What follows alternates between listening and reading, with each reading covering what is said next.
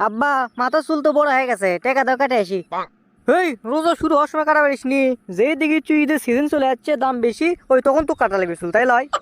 আরে না আব্বা, টাকা বেশি লিবি কে? সারা বছর যা লাই এখনো তাই লিবি। আমি কি সেগুলো সেলুনে যাবো নাকি? বাপ রে, তা তুই কোন সেলুনে যাবো যে টাকা বেশি লিবে লাই? বউ ব্যবসায়ী, কাপড় ব্লগার, লেয়ারের হেয়ার কাট সেলুন। বউ ব্যবসায়ী সেলুন মানে আর লেয়ারের কাট ছিঁড়ে আবার কি রে? আরে ওটা কাটিং এর নাম। তুমি যদি ওটা পছন্দ না করো তাহলে ভাইরাল একটা কাটিং আছে ছাপড়ি, ওটা দিয়ে আসমনি। ছিঁড়ে আবার ক্যাঙ্কা কাটিং রে? মাঝখানে চুল বড় থুয়ে দুই ধরে চারত করে চুল ফেল দিবি আর পাশে টিকে থুবি, এটা কি কয় ছাপড়ি কাটিং? 2024 সালে এটাই তো ট্রেন্ডিং এ আসলো আব্বা। 2025 সালে ঈদত এবার এটাই কাঁপাবি, এটাই চলিচ্ছে। সি সি সি সি সি সি, ওটা একটা কাটিং হলো, মানুষের সামনে মুখ দেবো ক্যাঙ্কা করে। দেখ তো তাহলে কি একটা অজগব এক কথা কয় না, কাটমো মাথা চুল, মুখ কি দোষ করলে? ভালো বোনের তোর ভালো হওয়ার লক্ষণ নাই। এ শোন, তুই 50 টাকা দিচ্ছি, ধেরেনের দোকানত যা, সুন্দর ভাবে মাথা চুল কাটে একবার সমান করে চলে আয়। কুটি ধেরেন দাদার 50 টাকা কাটিং আর কুটি কাপড় ব্লগার লেয়ারের কাটিং, দুটোই কি এক হলো? তুই তাহলে কমা চাচ্ছ ওই লেয়ারের কাটিং এ দিবু? দেবো মানে আমি 3 পায়ের উপর খাড়া, খালি মধ্যের পাওয়া না ছোট, ওই জন্য দাঁড়াবের পার নেই। আর আমরা সরা উল্টো পাল্টা কথা কোস। না বা ওই চামড়ার মুখ ফসকে বাড়া হয়ে গেছে। আচ্ছা যাই হোক, ছাপড়ি কাটিং কয় টাকা? টাকা 400, কিন্তু সিএনজি ভাড়া আছে, সব মিলে 500 টাকা দাও।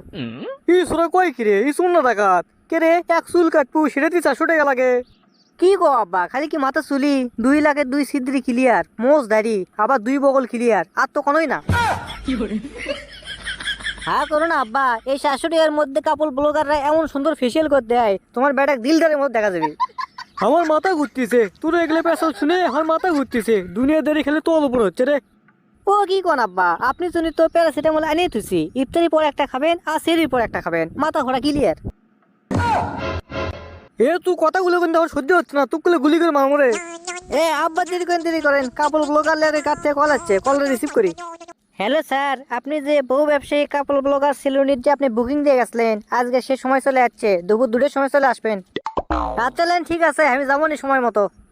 এ কে ফোন দিছে রে? আব্বা আমি তো সেই খুশি, বহু ব্যবসায়ী সেলুনের থেকে আমার কল দিছে, আমাকে যাবো করছে, দুপুর 2টার সময় আমার চুল কাটি দিবি। বাপ রে, চুল কাটার জন্য আবার কলও দেয়? হ আব্বা, আমি যে চুল কাটার জন্য ওদের আগে বুকিং দিতেছি। তুই তাহলে আমার কাছ থেকে আছে বাচ্চুকে, টাকা তো দিয়ে দিছু। এ রে, বুকিং এর কথা কয়ে তো ধরা খাই কেন? এখন উপায় কিছু তো একটা করাই লাগবে, তাছাড়া তো আব্বা টাকা দেবে লাই। আরে আব্বা, ওরে বুকিং করতে টাকা লাগে না বেশি, 15-20 টাকা হলেই হয়, অনলাইনে করে দিয়েছে, বোঝো না? তুমি এখন 500 টাকা দাও, চুলের কাটিং আর মুখের ফেস দেখে তুমি আমার খালি নাম করবা, খালি টাকা খালি একবার দিয়ে দাও, আমি খালি চুল কাটে চলে আসি। বহু ব্যবসায়ী কাপড় ব্লগার সেলুনের যেহেতু চুল কাটপাড়ি যাচ্ছ, আমার থেকে একটা শায়রি শুনিয়ে যা। আব্বা তুমি আবার শায়রিও পারাও? তোর বাপ পারে না এমন কোনো জিনিস নেই। বহু ব্যবসায়ী কাপড় ব্লগারের নাই কোনো হায়া, নাই কোনো শরম। বহু ব্যবসায়ী কাপড় ব্লগারের নাই কোনো হায়া, নাই কোনো শরম, তাই তুই টিকটকে ওখানে ভিডিও আসলে লাগে আমার গরম। আব্বা টাকা তো আমি যাই। আরে মাসুম ভাই ভালো আছেন? হ্যাঁ ভালো আছি। চুল কাটবেন নাকি? হ্যাঁ চুল কাটার জন্যই তো আসনো। তা মাসুম ভাই আমাকে রে শায়লা ভাবি কুটি?